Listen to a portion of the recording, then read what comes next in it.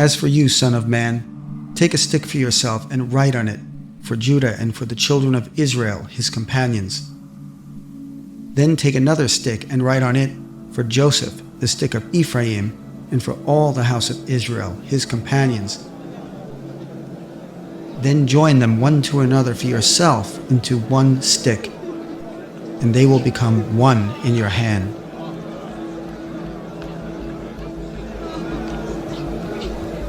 If you're what you say you are, if you're the Messiah, why don't you save yourself? I'm not. Leave him alone! Don't you fear God, even when you are dying?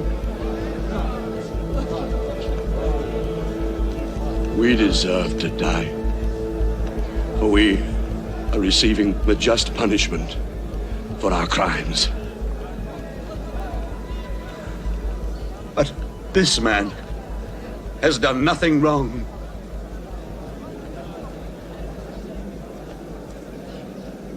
Jesus,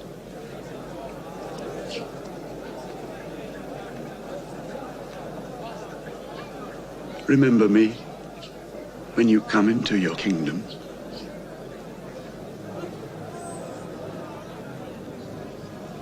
Today, you will be with me in paradise.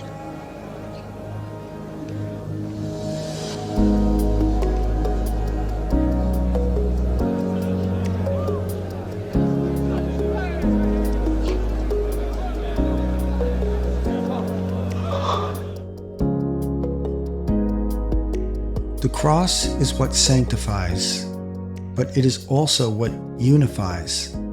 A vertical stick pointing toward God and a horizontal stick toward man. Jesus is not only the mediator between God and man, he is the mediator between man and man. Right before his arrest, Jesus prayed in the garden for the apostles, whom the Father had given to him, that they may be one, as Jesus and the Father are one. And then Jesus prayed not only for them, but for an infinitely larger group. He then prayed for anyone who would believe through their words, that they may all be one.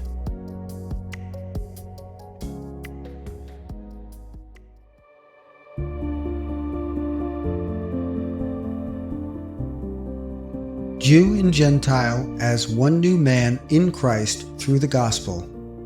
The entirety of the New Testament is centered around this theme. Ask almost anyone who it was that Jesus prayed for in the garden when he asked the Father to make them all one, and they'll say it was the church, which was about to be comprised of Jew and Gentile.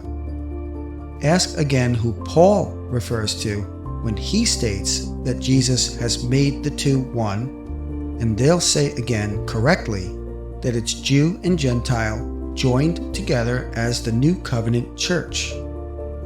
But for whatever reason, if you ask them what the two sticks of Ezekiel 37 being joined together to one foretold, they'll tell you that it's Israel and Judah prophesied to be brought back together as one sometime in the future. Interestingly, they never ask themselves, why is that union not mentioned a single time by any New Testament writer? The answer is because the prophecy of Ezekiel's two sticks joined into one was fulfilled by Jesus as he hung on that cross. Let me show you.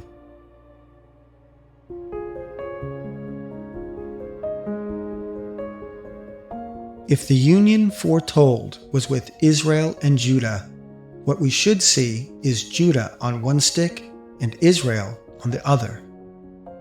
Instead, we see Judah and Israel already on one stick, and on the other stick, Joseph and Ephraim.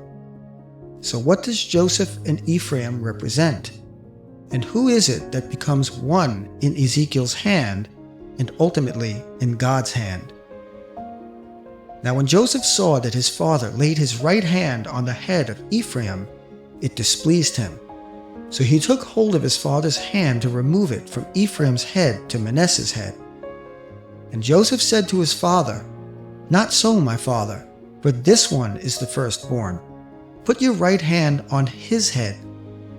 But his father refused and said, "I know, my son, I know. He also shall become a people, and he also shall be great. But truly his younger brother shall be greater than he, and his descendants shall become a multitude of nations." Multitude of nations takes us back to the promise of Abraham becoming father of a multitude of nations. Therefore, Ephraim on the second stick represents nations or Gentiles. But according to Paul, even Ezekiel himself had no idea that he was prophesying the union of Jew and Gentile as one new man in the coming Messiah. After all, how could he? The fact that Jew and Gentile would become fellow heirs and of the same body was held in a mystery that was not made known until it was revealed to Paul, the apostle to the nations. Ezekiel's prophecy would go on to say that the union of the two sticks, later revealed to Paul as Jew and Gentile, would be for a covenant of peace, an everlasting covenant.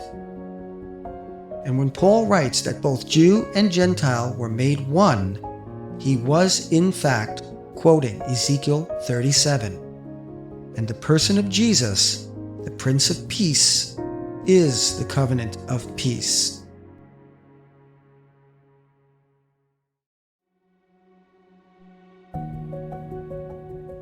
Having abolished in his flesh the enmity, that is, the law of commandments contained in ordinances, so as to create in himself one new man from the two, thus making peace. By abolishing in his flesh the Mosaic law, that is, the Old Covenant, Jesus was removing the middle wall of partition, allowing Jew and Gentile to be joined together as one in God's hand for the new covenant. And this is what Ezekiel had prophesied about, though in obscurity. Again, Ezekiel says it is a covenant of peace, and Paul says that Jesus is our peace, creating in himself one man from the two, thus making, again, peace. This is what the New Jerusalem is about. The Hebrew yara is to teach or preach, and Salem is peace. Yara Salem, or Jerusalem, means to preach peace. Jew and Gentile united as one is the biblical definition of peace, which is why God calls the church the New Jerusalem, the new preaching of peace. Hebrews 11:8-10 says, "Abraham did dwell in the promised land, but only as a stranger in a foreign country, while waiting for the real promise, the city that has foundations." He was waiting for the New Jerusalem. How do we know the church is the New Jerusalem? Revelation 21:14 says that the New Jerusalem's foundation is the apostles.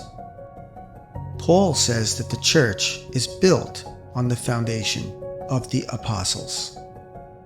And so, the church is in fact the New Jerusalem.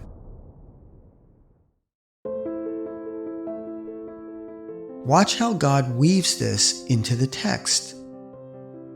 "And he came and preached peace, Yara Salem, to you who were afar off, Gentiles, and to those who were near, Jews." Where else do we see peace preached? Then Peter opened his mouth and said, "In truth, I perceive that God shows no partiality, but in every nation, whoever fears him and works righteousness is accepted by him." the word which God sent to the children of Israel, preaching peace, Yara Salem. Through Jesus Christ, He is Lord of all. And if you don't know this is when Peter received the vision of the beasts, fowls, and creeping things, perceiving that Gentiles are now united with Jews through the gospel. Those very same beasts, fowls, and creeping things in Hosea 2, which, just like Ezekiel 37, most believe to be about Judah and Israel, but is actually about the church. You see, when Israel was told to pray for the peace of Jerusalem, they thought they were praying for an actual city.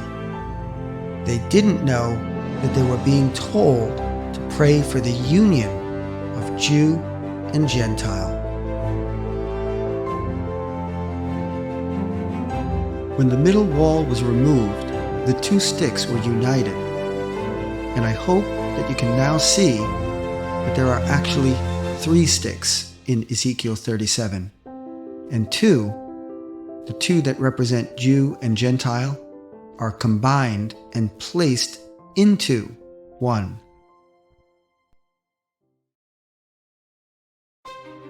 When one man mocks Jesus, questioning his messiahship, not fearing God even when he was about to die, and yet wanting to be saved from his imminent death, he was speaking for Israel.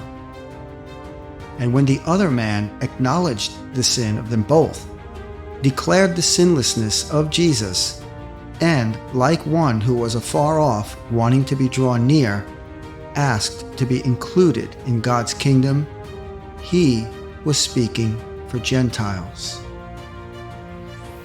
And this union of peace was prophesied 2,000 years earlier, even before there was an Israel. When God showed Abraham that He would take the severed flesh of humanity and join them together by going between them and making an everlasting covenant with them that believe on the name of God's one and only Son.